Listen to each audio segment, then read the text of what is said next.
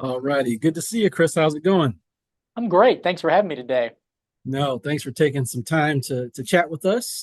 As you know, this is January, which is National Mentoring Month. And we are talking to folks like yourself who are leaders in the community to really just get the word out about mentorship. We are in a time where we need mentorship more than ever for young people.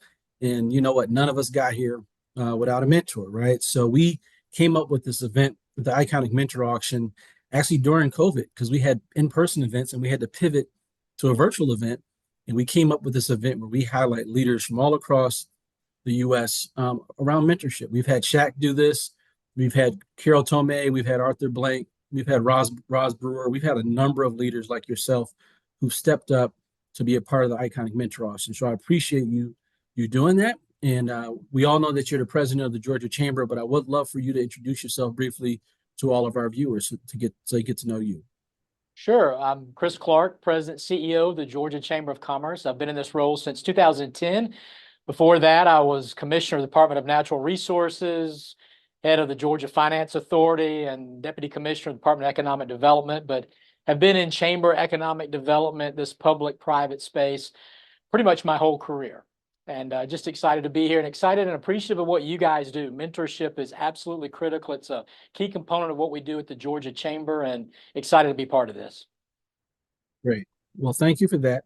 And as you mentioned, mentorship has been, just core to all of our different lives. I've had a number of mentors pour into my life as a young person, now as an adult, navigating the workplace.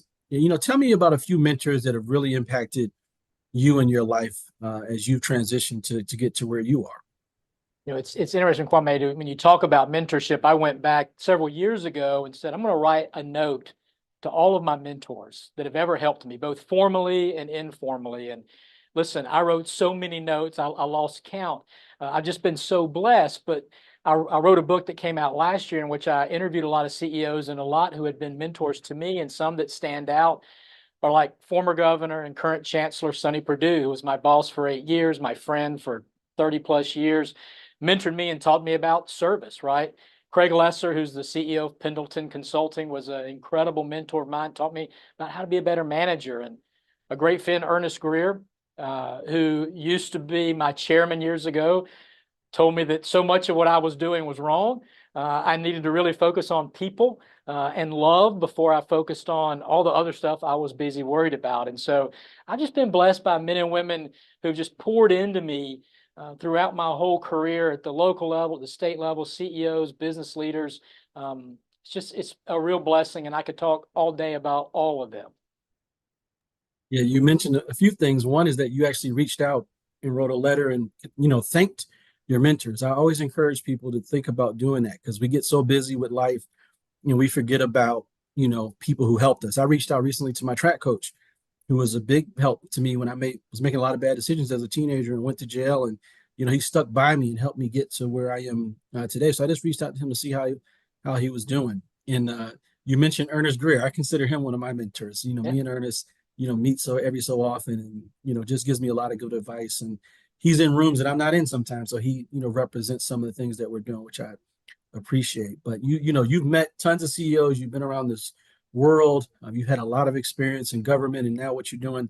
Like, what advice would you give to your 12-year-old self looking back? I know that's a hard one to answer, but Man, what kind of advice did there's a list a mile long of things I I know, would tell right? my 12-year-old dumb self to figure out earlier. But really, when it comes down to it, I really feel like it comes down to this, that we spend so much of our lives climbing the ladder, right? Trying to get to the next level. We're so focused on titles, power, position, degrees, awards, when at the end of the day, if we would focus more on service, of holding the ladder for other men and women, I think we would find so much more joy, so much more happiness. And that's what I really didn't understand that until much later in life, when I had guys like Ernest Greer and others really teach me that there's a better way. I had a mentor years ago named Brooks Bailey, who Brooks hired me. We were walking down the street together, and I said, Brooks, what's your job in this relationship? And he says, to promote you,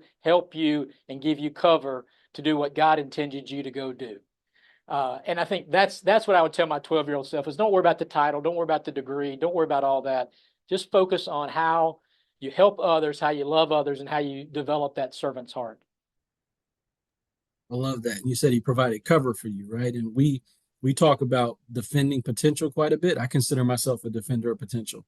I think we all are. You are. I'm sure you're mentoring young people, people within your company. That's what we need, someone to defend our potential. We all have it. It's just someone leaning in, like the folks you've talked about, in defending our potential. Another thing, we talk about quite a bit, and when I talk to young people, I love to hear what your answer is. Instead of giving them like career advice or, what they should do or not do, I talk to them about two things. One, finding their passion, and the second, figuring out what their superpowers are. Like we Right. all have gifts. I know you're a man of faith. God has all given us gifts on things that we can do. And we can't be anything we want to be, right? If that's not our gift, right? We really got to lean into our gift and also our passion. So, I learned earlier on that my superpower was my ability to be comfortable in the suites, but also comfortable in the suites in the streets. And I've been using that in my line of work. Like, what would you say your gift, your superpower is that you've been able to figure out over the years? So let me switch it up for you, because I think about it a little bit differently. And as I wrote my book, I really kind of dug into this a lot, because I was asking people about their ability to have courage, right? Or their ability to have purpose and passion. And here's what I got to, and it took me a long time. I wish I'd have figured it out earlier. I think we all have the same kryptonite and the same superpower. It just changes a little bit with what those gifts that we're given. But I think our kryptonite is, listen, ego and pride. Particularly as you climb that ladder, it's all about you. It's all about what I'm gonna get next. It's all about my paycheck. It's all about the power, the money, the award, the number of followers. And I think that's what brings every one of us down. Everyone we see fall short. It's their pride and ego. I think our superpower at the end of the day is our ability to have faith and to love others. And if you have that truly in your heart, then you're servant hearted, and then you can go out and you can be in the streets or in the suites, right? Then you can take that here. But at your core, you're made to love other people. You are made to give back, to do good deeds. That's why we were created. And so I think we've all got that in us. We just got to get rid of the pride and the superpower kryptonite that's going to hold us all back at the end of the day. That's how I look at it. No, I love it. And I agree with you. I learned earlier on that ego means easing God out, right? And that's the biggest thing we got to work on. So I appreciate you for you sharing that perspective. I have to check out your book and see what that's all about as well. But Chris, we thank you for being a part of the Iconic Mentor Auction. Thank you for continue to being a leader in the community and leaning in and helping Atlanta become the best city, with Georgia become the best state in the country. The Iconic Mentor Auction, for those that are watching, is started now. You can bid on different icons like Chris and others by going to our website. This month is January, which is National Mentoring Month. We all got here because we have mentors in our life. So lean in, be a part of the solution, be a part of defending the potential of young people by going to our website to learn more.